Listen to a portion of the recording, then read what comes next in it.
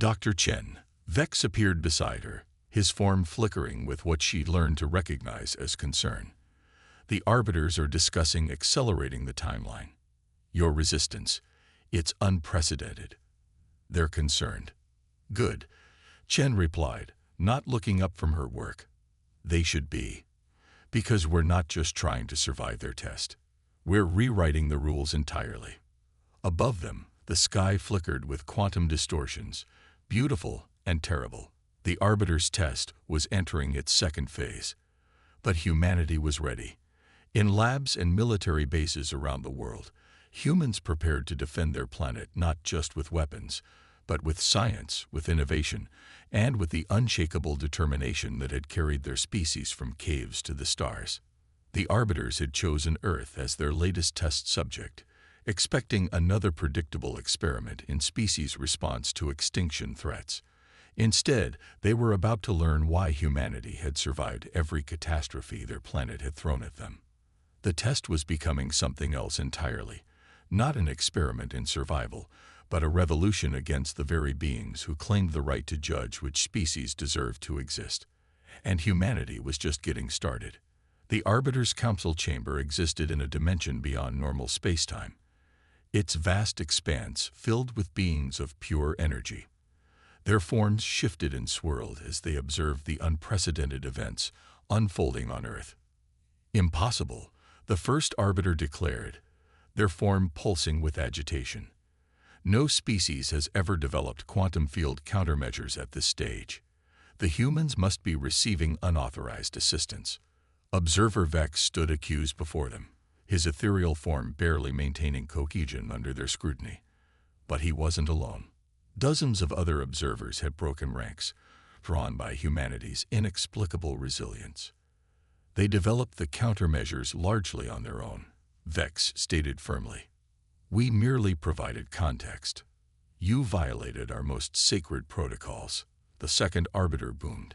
The tests must remain pure.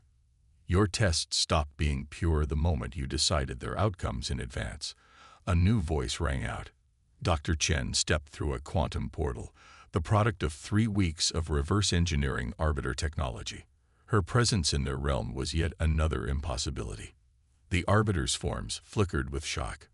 A test subject standing in their sacred chamber. How dare you? No, Chen cut them off. How dare you? For millions of years, you've played God with developing civilizations. You claim to test their worthiness, but you've designed your tests to be unwinnable. You don't want to find worthy species. You want to prevent any species from reaching your level. Back on Earth, the quantum stabilizers hummed as they held the planet together against increasing attacks. In military bases worldwide, General Rodriguez coordinated humanity's defense forces, now equipped with weapons that could affect quantum-level reality. Manhattan Quantum Grid is holding, her lieutenant reported. Tokyo reports successful repulsion of a temporal incursion, but Beijing's stabilizers are showing strain. Maya nodded, studying the global defense map. They were holding, but the Arbiters were escalating. Each attack was stronger, more sophisticated. Yet with each attack, humanity learned, adapted, evolved their defenses. In the Arbiter's chamber, Dr. Chen wasn't finished. We've decoded your test records. Thousands of civilizations, each showing unique potential, each destroyed because they didn't fit your narrow definition of worthiness. But we found something else in that data. She projected a complex pattern into the chamber's space. This is a quantum signature we detected in Earth's core. At first, we thought it was part of your current test. But it's not, is it? It's older. Much older. The Arbiter's agitation grew visible, their forms becoming unstable. You were tested once too, Chen continued, and you failed. But instead of accepting extinction, you somehow turned the tests back on your examiners. You destroyed them and took their place, and you've been ensuring no other species can rise to challenge you ever since. You understand nothing, the first Arbiter rage. We maintain order. We prevent chaos. Without our tests. Without your tests, species would rise or fall on their own merits. Vex interrupted. I've watched humanity for months now. They're chaotic, yes, unpredictable, but in that chaos lies their strength. They don't just adapt to challenges, they transform them into opportunities. On Earth's quantum defense screens, new anomalies were appearing, different from the Arbiter's attacks. Older, deeper. "Sir," Maya's lieutenant called out, "we're detecting quantum signatures matching the ones Dr. Chen found in Earth's core. They're everywhere, in every planet we can scan, like scars in space-time itself. We're going to end these experiments. Forever. Not just for ourselves, but for every species that comes after us." Sarah's fingers flew across the keyboard. The Arbiters want to test humanity's response to an extinction-level threat. Fine. Let's show them exactly what humanity does when backed into a corner. The first phase of humanity's greatest challenge had begun. But unlike the thousands of civilizations that had faced the Arbiters' tests before, Earth had two advantages: advance warning, and a species that had turned defying impossible odds into an art form. General Maya Rodriguez stood before the United Nations Security Council, her uniform crisp despite the sleepless nights that had become routine. The holographic display behind her showed Earth's deteriorating quantum field matrix, a sight that had become frighteningly familiar to world leaders over the past month. "The anomalies are no longer just theoretical," she announced, her voice steady despite the gravity of her words. "We've recorded 17 incidents of localized gravitational fluctuations, 3 in major population centers. The Arbiters are escalating their test." The Chinese representative leaned forward.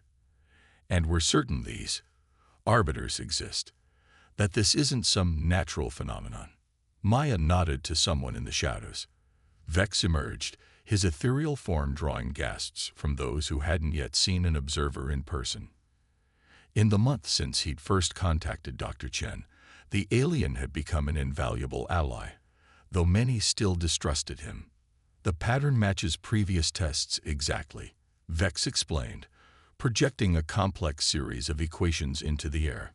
"But your response has already deviated from all recorded data. No species has ever detected our presence this early in the process. Thanks to Dr. Chen's quantum observatory," Maya added. "But detection isn't enough. We need a plan of action." The Russian representative scoffed. "What action can we take against beings who can manipulate space-time itself? We fight fire with fire." Dr. Chen stepped forward from where she'd been waiting. The physicist had lost weight in recent weeks, but her eyes burned with intensity. "We've been studying the quantum signatures of the anomalies. With Vex's help, we've identified their fundamental principles. They're not magic. They're technology. Advanced, yes, but still bound by universal laws." She gestured, and new images appeared above the council table. The Arbiters use quantum field manipulators to destabilize planetary structures. But their technology has a weakness. It requires precise calibration. Disrupt that calibration, and their weapons become useless, Maya finished. "We've already begun converting particle accelerators into quantum field stabilizers, but we need more. Every major research facility, every supercomputer, every resource we can spare." The UK representative shook her head. "The public will panic if we reveal the full truth." "The public is stronger than you think," Maya countered. "Humanity's greatest strength isn't our technology or our military might. It's our ability to unite in the face of extinction. We've done it before, against plagues, against climate change, against our own worst impulses. We can do it again." Vex moved to the center of the room, his form casting ethereal shadows. "There's something else you should know. The Arbiters, they're watching. They always watch. They study how species react when they learn they're being tested.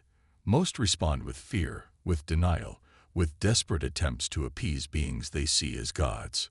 Well, they're in for a surprise," Dr. Chen said, a grim smile on her face. "Because humanity has a long history of refusing to bow to self-proclaimed gods." The council chamber erupted in debate, but Maya could see the shift in their expressions. Fear was giving way to determination. Humanity had always thrived on challenges, on proving wrong those who underestimated them. In her lab beneath the Atacama Observatory, Dr. Chen's team worked tirelessly to understand and counter the Arbiter's technology. They discovered that the quantum anomalies weren't random. They followed patterns, like a complex mathematical symphony. And like any symphony, they could be disrupted by introducing the right countermelody. The stabilizers are online in Geneva and Tokyo, her assistant reported. But we're detecting new anomaly patterns. They're adapting. Of course they are, Chen muttered, studying the data. They want to see how we respond to escalation. So let's show them something they've never seen before. She pulled up the quantum field calculations, adding new variables. Traditional physics said what she was planning was impossible, but traditional physics hadn't accounted for humanity's capacity for innovation under pressure. Dr. Sarah Chen stared at the data scrolling across her quantum observatory's main display, her coffee growing cold beside her keyboard. The numbers didn't make sense. They couldn't make sense. According to her readings, the fabric of space-time itself was being systematically altered around Earth, like someone conducting a carefully controlled experiment. She ran the calculations again, her fingers dancing across the holographic interface. The observatory, nestled deep in the Atacama Desert, was humanity's most advanced facility for studying quantum-level space-time anomalies. But nothing in its vast database matched what she was seeing. The anomalies had started 3 months ago, subtle at first, barely detectable even with their most sensitive equipment. But they were growing stronger, forming a complex pattern that reminded Sarah of a net slowly closing around Earth. Dr. Chen. The voice came from behind her, soft and distinctly inhuman. Sarah didn't turn around immediately. She'd been expecting this visit, ever since she'd published her findings about the anomalies. The scientific community had called her crazy.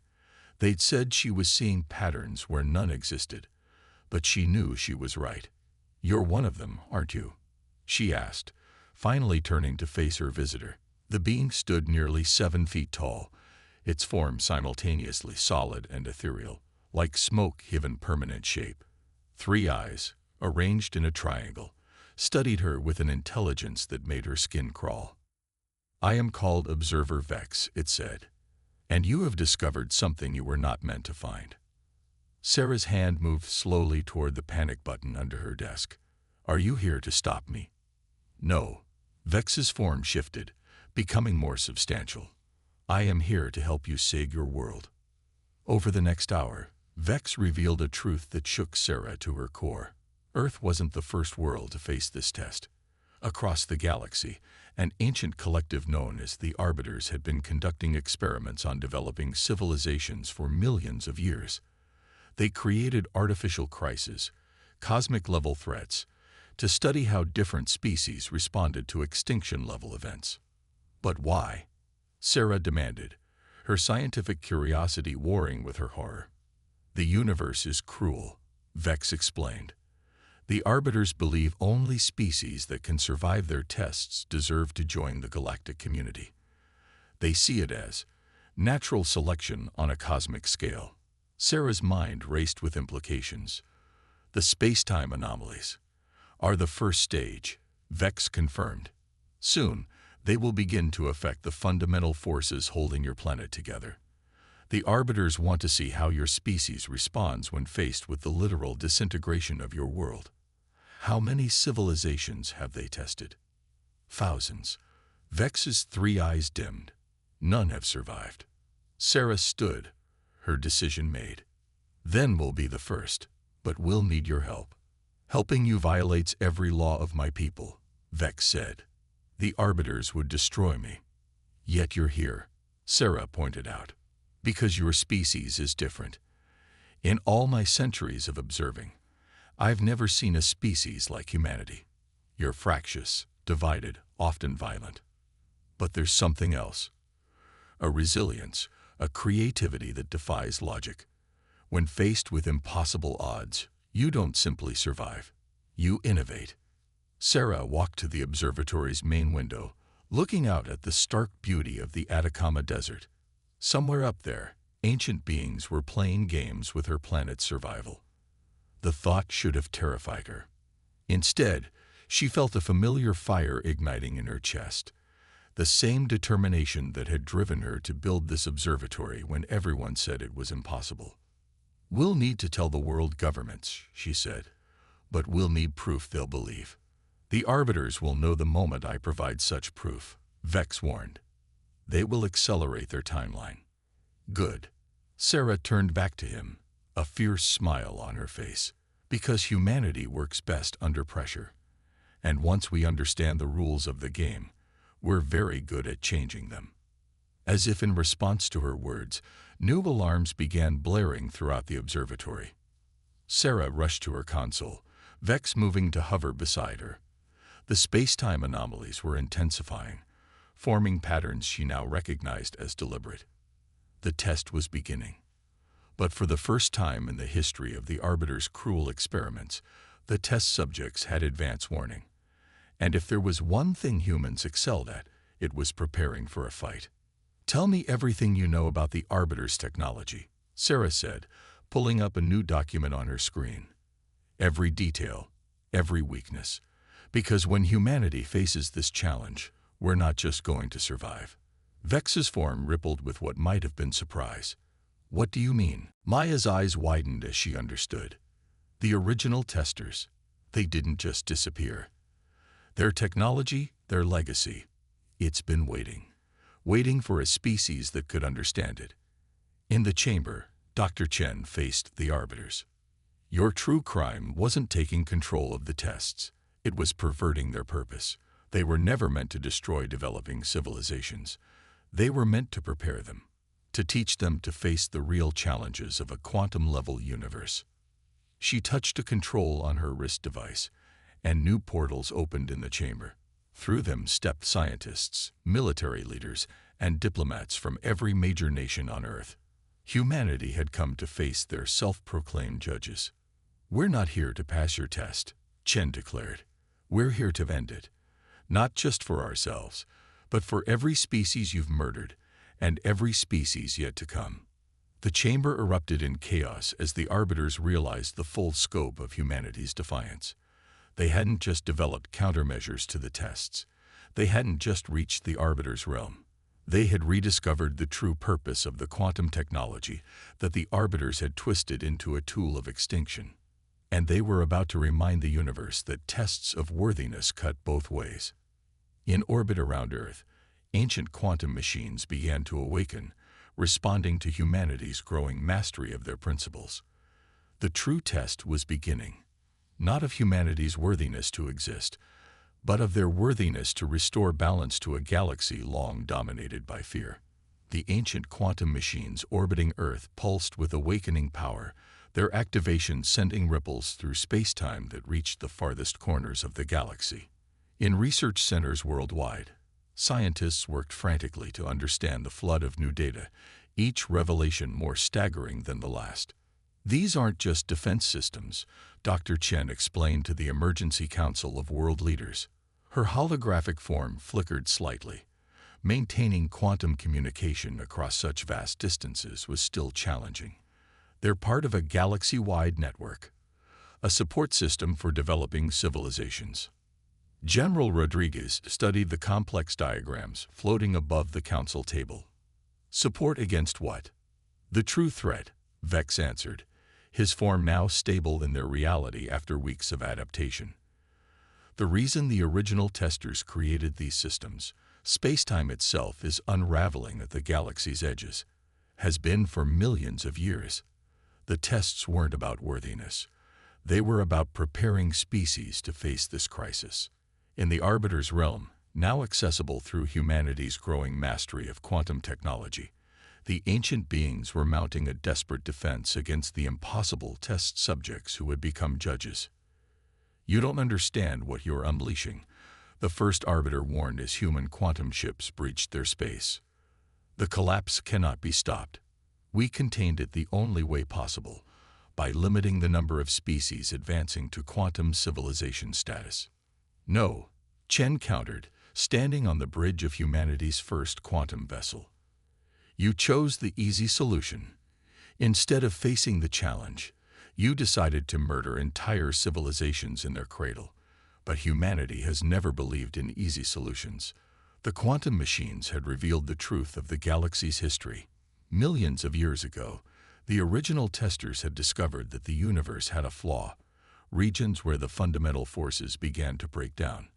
They created the tests and the quantum technology network to find and prepare species who could help stabilize reality itself. But the arbiters, faced with this overwhelming responsibility, had chosen a different path. Better to prevent civilizations from reaching quantum status at all, they decided, than risked their chaotic development accelerating the collapse. Multiple quantum signatures detected. Maya's tactical officer reported. The arbiters are mobilizing their entire defense fleet. Let them come, Maya replied, her voice steady. Humanity didn't spend the last 2 months just developing defenses. We learned. We innovated. We created something new. Around Earth, the quantum machines hummed with power, but not in the way their original creators had intended. Humanity had taken their principles and evolved them, just as they had done with every technology they'd encountered throughout their history. The stabilization network is online. Dr. Chen reported from her position in the quantum lab. All major population centers are reporting successful field generation. We're ready. The arbiters attacked with the full might of their quantum arsenal, expecting to finally crush these upstart humans who dared to challenge cosmic order. What they encountered instead was something unprecedented in the galaxy's history. Humanity hadn't just adapted the ancient quantum technology. They had transformed it. Where the original systems tried to fight the space-time collapse directly, humanity's version worked with it, using the entropy itself as an energy source to power their stabilization fields. Impossible, the first arbiter declared as their weapons failed to penetrate Earth's defenses. This defies all known quantum principles. No, Chen replied, a fierce pride in her voice. This defies your understanding of quantum principles. Humanity has always excelled at finding third options when presented with false dichotomies. The quantum battle raged across multiple dimensions, but its outcome was already determined. The arbiters had spent millions of years enforcing stagnation, while humanity had evolved under the pressure of constant change and adaptation. In orbit, the ancient machines continued to activate, each one connecting to humanity's modified network. But they weren't just defending Earth anymore. Across the galaxy, quantum signatures flared as other civilizations, those the arbiters had deemed too primitive to test yet, received their first taste of the true nature of the universe. We've stabilized the quantum fields around Earth, Maya reported, moving to Phase 2. Phase 2 was perhaps the most human aspect of their response to the crisis. Not content with merely defending themselves or defeating the arbiters, humanity had developed a plan to solve the underlying problem itself. The collapse can't be stopped, Chen explained to the gathered representatives of Earth's nations, but it can be guided, controlled, used. Every civilization the arbiters murdered might have had a unique perspective on this problem. Together, we might have solved it eons ago. She gestured and new holographic models appeared. We can't bring those civilizations back, but we can ensure their successors survive. The quantum network doesn't just protect planets, it connects them. And humanity's greatest strength has always been our ability to work together, to share knowledge, to learn from each other. The arbiters watched in mounting horror as their carefully maintained galactic order crumbled. Humanity wasn't just surviving their test. They were reshaping the very nature of galactic civilization. 3 months after humanity's quantum revolution began, the galaxy looked very different. The Arbiter's realm, once a forbidden dimension of absolute power, had become a hub of interspecies cooperation. Where ancient beings of pure energy once passed judgment, representatives from a dozen emerging civilizations now work together, sharing knowledge and perspectives on the universe's greatest challenge. Dr. Chen stood at the Quantum Observatory's main window, watching the sunrise paint the Atacama Desert in shades of gold. The sky above shimmered with quantum effects, not signs of attack now, but the visible evidence of humanity's stabilization network. The Proxima Centauri civilization has made contact, Vex reported, materializing beside her. The former observer had become Earth's primary liaison with other species. Their quantum development is unique. They've already proposed 3 approaches to entropy management that we hadn't considered. That's exactly what we hoped for, Chen replied, smiling. Every species sees the universe differently. Every perspective brings new possibilities. In orbit, General Rodriguez supervised the construction of Earth's first interstellar quantum gate. The massive structure would create stable passages through spacetime, allowing physical travel between civilizations that were ready for contact. To think the arbiters almost prevented this, Maya mused, watching construction drones weave quantum-stabilized materials into impossible geometries. All these species, all this potential, nearly lost because they were afraid of chaos. The arbiters themselves have been given a choice. Adapt to the new galactic order or face containment in the very type of stasis fields they had used to destroy so many civilizations. Most had chosen adaptation, their ancient knowledge proving valuable when not constrained by fear. Quantum field fluctuation detected in Sector 7, an operator reported. The collapse continues to spread. As expected, Maya replied calmly. Deploy the new entropy recyclers. Let's show the galaxy how humanity handles problems that can't be solved. The entropy recyclers were perhaps humanity's most innovative contribution yet. Instead of trying to stop the collapse of spacetime, they harnessed its energy, creating stable pockets of new spacetime within the dying regions. It wasn't a permanent solution, but it bought the galaxy time.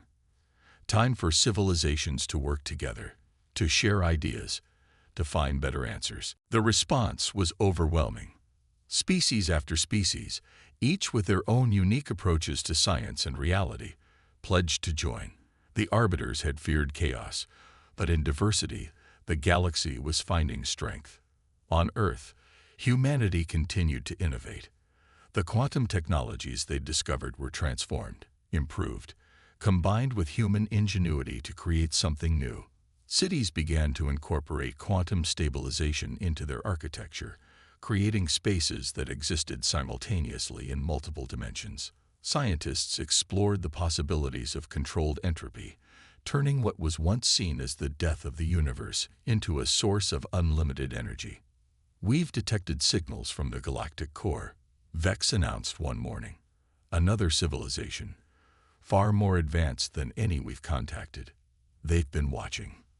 The original testers, Chen asked, though she already suspected the answer. No, Vex replied. Something else, something older. They say they've been waiting for a species that could unite the galaxy without controlling it. A species that could face impossible problems and find impossible solutions. Chen smiled. Well, they found the right species. Humanity has never been good at accepting limitations. The quantum machines continued their work, stabilizing space-time while helping new civilizations emerge into a galaxy very different from what the arbiters had maintained. Where there had been stagnation enforced by fear, there was now growth guided by cooperation. Where there had been tests designed to destroy, there were now challenges meant to inspire. And at the heart of it all was humanity, not as conquerors or judges, but as innovators, problem solvers, and guides for a galaxy learning to embrace, rather than fear, the chaos of existence. The arbiter's test had been meant to determine which species deserved to exist. Instead, it had revealed a species that would redefine what existence itself could mean. In their darkest hour, humanity hadn't just survived. They had transformed the very nature of survival, proving that the greatest power in the universe wasn't the ability to destroy, but the courage to create something new from the ashes of the old. As new quantum signals appeared daily, bringing word of more civilizations ready to join the coalition, humanity looked to the stars not with fear of judgment, but with hope for what they could build together. The age of tests was over. The age of exploration had begun.